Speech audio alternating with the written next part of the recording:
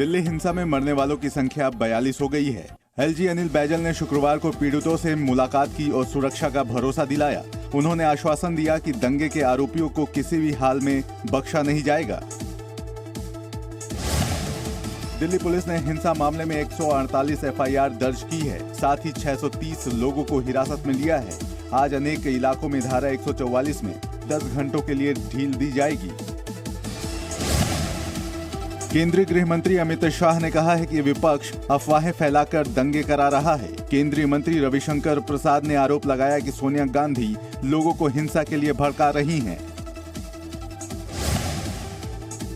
दिल्ली हिंसा पर सीएम अरविंद केजरीवाल ने कहा है कि बेघर हुए लोगों के लिए 9 रैन बसेरों और कम्युनिटी सेंटरों में रुकने की व्यवस्था की गई है। उन्होंने कहा कि जिनके घर जले हैं उन्हें शनिवार से 25-25 हजार रुपए की मदद दी जाएगी। सीएम अरविंद केजरीवाल ने कहा है कि उत्तर पूर्वी दिल्ली में हिंसा प्रभावित लोगों को राहत पहुंचाने के लिए 18 एसडीएम की तैनाती की गई है। ये एसडीएम हालात को संभालने और लोगों को दोबारा से बसाने में मदद करेंगे। दिल्ली हिंसा में मारे गए 42 लोगों में से 29 की मौत पथराव या घातक चोट लगने से हुई, जबकि गोली लगने से 13 लोग मारे गए। पुलिस अब तक सिर्फ 26 मृतकों की शिनाख्त कर पाई है।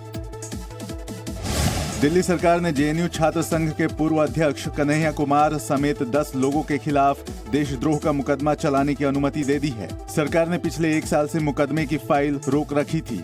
कन्हैया पर 2016 में जेएनयू में देश विरोधी नारे लगाने का आरोप है।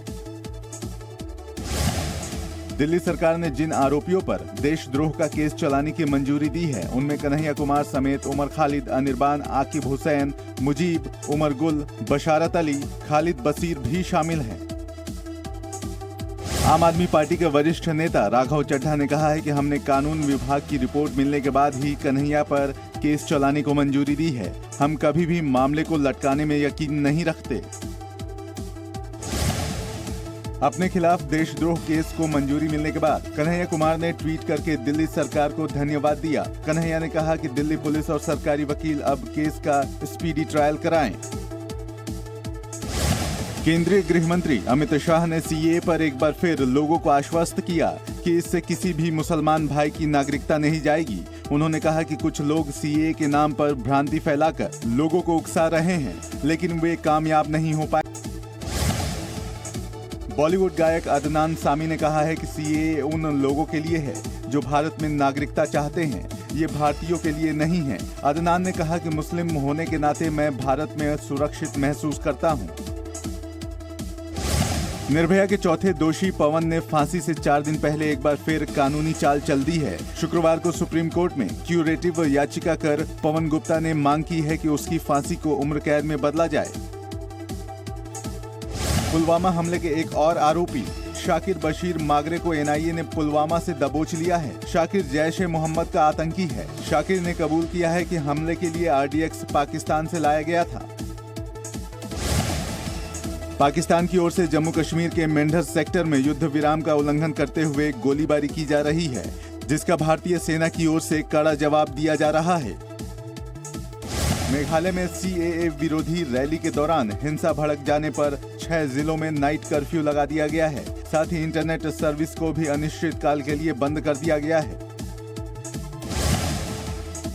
पीएम नरेंद्र मोदी आज यूपी में कई परियोजनाओं का शिलान्यास करेंगे। वे प्रयागराज के दिव्यांग महाकुंभ में हिस्सा लेंगे और फिर चित्रकूट में बुंदेलखंड एक्सप्रेसवे और कई पेयजल प्रोजेक्टों का शिलान्यास करेंगे। पाकिस्तान को झटका देते हुए अमेरिका ने कहा है कि वह भारत के आत्मरक्षा के अधिकार का समर्थन करता है। अमेरिकी प्रशासन ने कहा है कि वह पाकिस्तान के आतंक के खिलाफ कार्रवाइयों पर नजर रखेगा और देखेगा कि वह अपने एक्शन में कितनी ईमानदारी बरतता है। देश की आर्थिक विकास दर को लेकर मामूली राहत की खबर है। चालू वित्त वर्ष की तीसरी तिमाही में देश की जीडीपी 4.7% पर आ गई है, जबकि दूसरी तिमाही में जीडीपी 4.5% रही थी। अपनी 2 दिवसीय यात्रा पर भुवनेश्वर गए अमित शाह आज प्रसिद्ध जगन्नाथ मंदिर और लिंगराज मंदिर के दर्शन करेंगे। इसके बाद वे एक हॉस्पिटल कैंपस का उद्घाटन करेंगे। मुंबई के मौजूदा पुलिस कमिश्नर संजय बर्वे का आज आखिरी कार्य दिवस होगा। उनके रिटायरमेंट के साथ ही पुलिस महकमे में नए कमिश्नर को लेकर चर्चा शुरू हो गई है।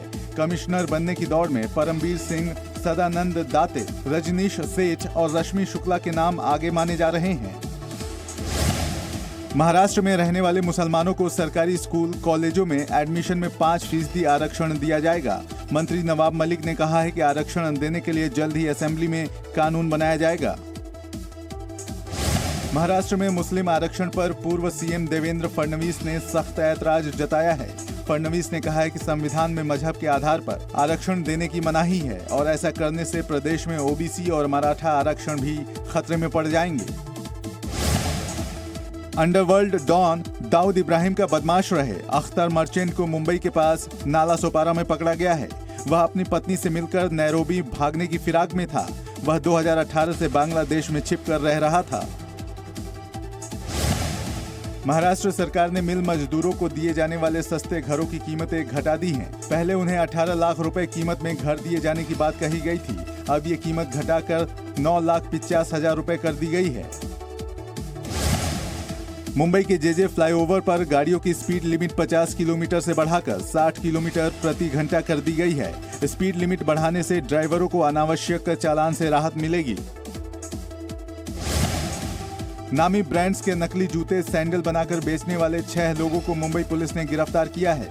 उनके पास से 24 लाख रुपए का माल भी जब्त किया गया है। मुंबई के भायंदर में बीजेपी के पूर्व विधायक नरेंद्र मेहता के खिलाफ बलात्कार और धमकाने का केस दर्ज किया गया है। नरेंद्र मेहता के खिलाफ एक महिला पार्षद ने 1999 से रेप किए जाने की शिकायत की थी। महाराष्ट्र के नांदेड़ जिले में 5 साल की बच्ची का अपहरण कर यौन शोषण करने के आरोपी सुग्रीव मोरे को पुलिस ने गिरफ्तार कर लिया है। आरोपी ने 25 फरवरी को बच्ची का अपहरण कर घटना को अंजाम दिया था। यूपी के महाराजगंज जिले में एक सुनार की दुकान पर सेल्समैन का ध्यान भटकाकर ज्वेलरी चुराने का मामला सामने आया है। आरोपी की करतूत वहां लगे सीसीटीवी में रिकॉर्ड हो गई। पीड़ित दुकानदार ने पुलिस से आरोपी को पकड़ने की मांग की है। सोनभद्र में एक खदान धंसने से 6 मजदूर उसके अंदर फंस गए। पुलिस प्रशासन ने राहत कार्य शुरू कर 2 मजदूरों को बाहर निकाल लिया, जबकि बाकी 4 मजदूरों को निकालने के लिए एनडीआरएफ को मौके पर बुलाया गया है। हरियाणा के बहादुरगढ़ जिले में एक फैक्ट्री में आग लग जाने से 4 लोगों की मौत हो गई और 27 लोग घायल हो गए। सभी प्रभावित लोग फैक्ट्री में काम करने वाले कर्मचारी थे।